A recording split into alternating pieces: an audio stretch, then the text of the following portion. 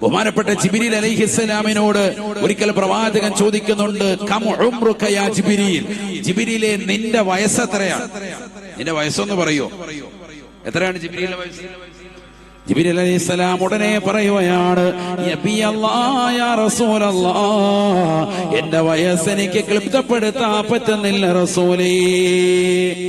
പക്ഷേ ഒരു കാര്യം തങ്ങൾക്ക് ഞാൻ ഉറപ്പു തരാം, എന്നെ അല്ലാഹു സൃഷ്ടിച്ചതിന് ശേഷം 70,000 വർഷങ്ങൾ കൂടുമ്പോ ആകാശസീമയിൽ ഒരു മനോഹരമായ നക്ഷത്രത്തെ ഞാൻ കാണാറുണ്ട്.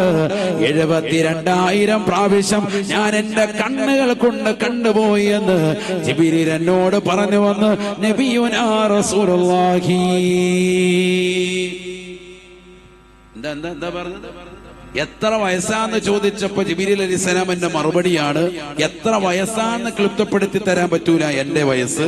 പക്ഷെ ഒരു കാര്യം പറയാം, എന്നെ സൃഷ്ടിച്ചതിന് ശേഷം 70,000 വർഷം കൂടുമ്പോ ആകാശസീമയിൽ മനോഹരമാക്കപ്പെട്ടതാകുന്ന ഒരു നക്ഷത്രം ഉദയം ചെയ്യാറുണ്ട്.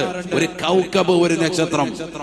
ആ നക്ഷത്രത്തെ 72,000 പ്രാവശ്യം ഞാൻ എന്റെ കണ്ണുകൊണ്ട് കണ്ടിട്ടുണ്ട് എന്ന് മഹാനാകുന്ന സയ്യിദുനാ ജിബ്രീൽ അലൈഹിസ്സലാം 70,000 വർഷത്തിൽ മാത്രം ഉദിക്കുന്നതാകുന്ന നക്ഷത്രത്തെ എത്ര പ്രാവശ്യം കണ്ടു? 72,000 പ്രാവശ്യം. അപ്പൊ എത്രയാ വയസ്സ്? സാലിഹ്യങ്ങൾ ചേർക്കട്ടെ, കൂട്ടിക്കൊണ്ട് പറയണം.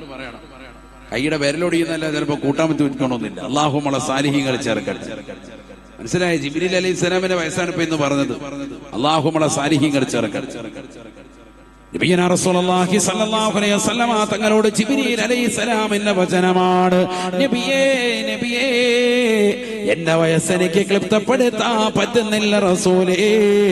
പക്ഷെ ഒരു കാര്യം തങ്ങളോട് ഞാൻ തുറന്നു പറയാം ഹബീബേ, ആകാശസീമയിൽ എന്നെ സൃഷ്ടിച്ചതിന് ശേഷം 70,000 കൊല്ലത്തിനൊടുക്കൽ മനോഹരമാകുന്ന ഒരു നക്ഷത്രത്തെ ഞാൻ കണ്ടിട്ടുണ്ട്.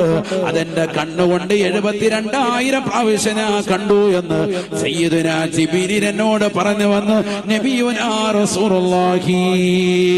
അല്ലാഹുവിന്റെ റസൂൽ ഉടനെ ജിബ്രീൽ അലൈഹിസ്സലാമിനോട് പറഞ്ഞു അത്രേ, അനദാകൽ കൗകബു യാ ജിബ്രീൽ,